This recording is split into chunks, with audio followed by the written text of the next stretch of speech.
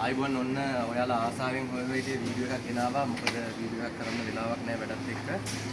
ගොඩක් අය මගේ TikTok එකෙන් Facebook වලින් WhatsApp වලින් ඇහුවා මේ රුමේනියාවට එන්න කොහොමද හොඳ ඒජන්සියක් කියන්න කියලා.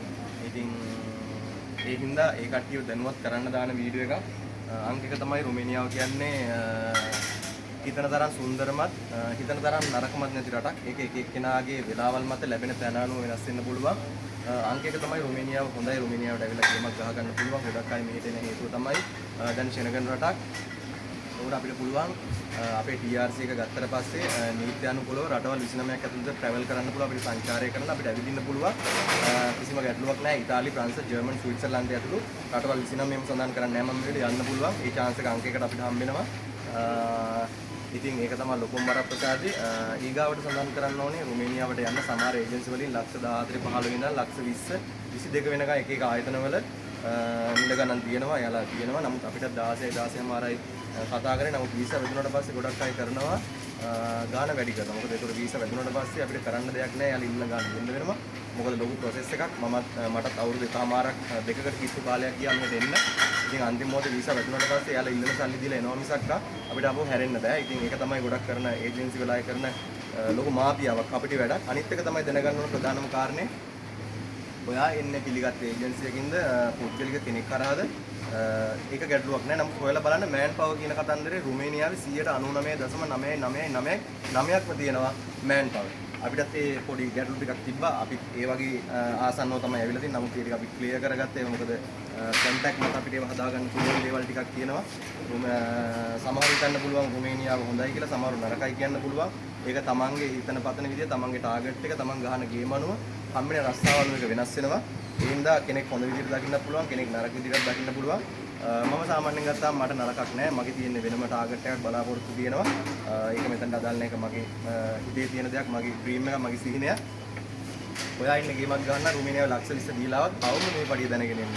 ලේ 2750යි තමයි මේ රජයේ නියම කරලා තියෙන සම්මත ගාන. එතකොට 2750 කියන්නේ ලේ එකක් නියමිත රුපියල් 72ක් විතර වෙනවා. දවසින් දවස මිල ඉහළ පහළ යනවා. එතකොට සාමාන්‍යයෙන් අවම හිතන්න 1.80ක් 2.4 ගානක් තමයි අපිට හම්බෙන්නේ අවම. අන්ස්කිල්. ඒ කියන්නේ සුදුසුකමක් නැති අන්ස්කිල් කැටගරි එකේ තමයි මමත් ඇවිල්ලා තියෙන්නේ. ඔයාලා සුදුසුකම් තියෙනවා නම් ඒ කියන්නේ අපි හිතමු heavy truck driver. ඒ කියන්නේ බර වාහන මොන හරි ස්කිල් එක forklift ඒ වගේ දේවල් තියෙනවා නම් ඔයාලට හොඳ සැලරි එකකට එන්න පුළුවන්. ස්කිල් ජොබ් වලට හොඳ සැලරි එකක් තියෙනවා. අන්ස්කිල් තමයි ගොඩක් මේට ගන්න. හැබැයි නමුත් ඉස්සරහදී අන්ස්කිල් අයට තියෙන දොර වැහෙනවා මම හිතන්නේ. ස්කිල්ම තමයි එන්න ඕනේ. එන්න හිතන් ඉන්නවා නම් මොකක් හරි ස්කිල් එකක් හදාගන්න ඔයාටම කියලා වගේ දැහැටි රස්සාවක් හරි වගේ මොකක් හරි අපිට ඩ්‍රයිවිං වෘත්තියේ රැකියාවක් තියෙනවා නම් ඔයාට හොඳ අවස්ථාවක් තියෙනවා. පොඩි ඉංග්‍රීසි දැනුමක් ඕනේ. මොකද එම්බසි ඉන්ටර්විව් එක පාස් වෙන්න එච්චර ලොකු අවුලක් නැහැ. බේසික් දේවල් තියෙන්නේ. නිකන් මයිසෙල් වගේ දේවල් ගැන විතරයි. ඒවයි ඒජන්සියෙන් හෝ වෙන කෙනා හෝ ඔයාලා ට්‍රේන් කරලා ඒ දේවල් ටික කරනවා. 100%ක් ඔයා බලන්න ඕන අංක එක තමයි මෑන් පවර් කියන කතන්දරේ. රුමේනියාවට එන 99% ගාණක්ම එන්නේ මෑන් පවර් හරහා තමයි.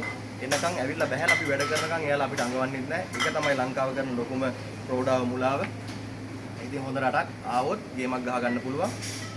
හැබැයි ඊශ්‍රායල්, කොරියා, ජපන් වගේ ශ්‍රේණිකව ළඟ ගේමක් ගහ ගන්න බෑ. පොඩි අත්විවරමක් දාගෙන තමන්ගේ ඉලක්ක ටිකක් හදාගෙන ප්ලෑන් එකක් ගොඩනගාගෙන පියවරෙන් පියවර තමයි මේ ගමන යන්න ඕනේ.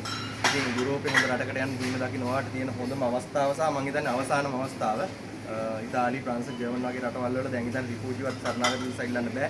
ඔක්කොම දොර වැහිගෙන යනවා. රුමේනියාවත් මම හිතන්නේ ළඟදීම දොර වැසීමට නියමිතයි ලංකාවට. මොකද ලංකාවේ එම්බසියත් ඉන්දියාව පැත්තට යන කතාවක් කියවෙනවා. මම දන්නේ ඒක 100%ක් හරිද නැද්ද කියන එක. නමුත් මම ස්ථිරවම දන්නවා රුමේනියාවත් තව ටික කාලෙකින් ලංකාවේ අයට තියෙන අවස්ථාව නැත්තරම නැති වෙලා යනවා. එන්න ඉන්න කෙනෙක් ඉන්නවා නම් කොහේ හරි හොඳ තැනකින්, විශ්වාසවන්ත තැනකින් ඒ අවස්ථාව ලබා ගන්න. අංක එකටම මෑන් පවර්ද නැද්ද කියන එක තහවුරු කරගන්න බලන්න. මොකද යාලා කිසිම මොහොතක ඇහුවට නෑ කියන කතාවම තමයි කියන්නේ. ඇවිල්ලා බහැලා මේ වැඩ කරත් තමයි අපිටත් ඒ දේ වුණා. ඒ හින්දා මේ අත්දැකීමෙන් කියන්නේ අපි එක ගේමක් ගහගෙන හදාගත්තා. තමන්ට තියෙන කන්ටැක්ට් මත සහ තමන්ගේ තියෙන උනන්දු මත ඒ දේවල් වෙනස් කරගන්න පුළුවන්. ගැටලුවක් නැහැ. එන්න කොහොමද එන්නයි ඕනේ. මේ රට පයි තියන්නයි ඕනේ. කිසිම ගැටලුවක් නැහැ. ඒක තමයි.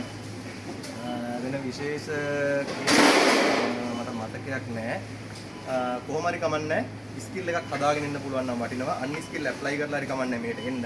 පස්සේ වාගේ ටිකක් ලැන්ග්වේජ් එක භාෂාව ටිකක් පුරු වෙන්න. ඒක ගොඩක් වටිනවා. ඉතින් මේ දේවල් ටික තමයි මොන හරි දෙයක් ඔයාලට දැනගන්න අවශ්‍ය දෙයක් තියෙනවා. පල්ලෙන් කමෙන්ට් එකක් දාන්න. එහෙනම් ආයෙ දවසක හම්බෙමු.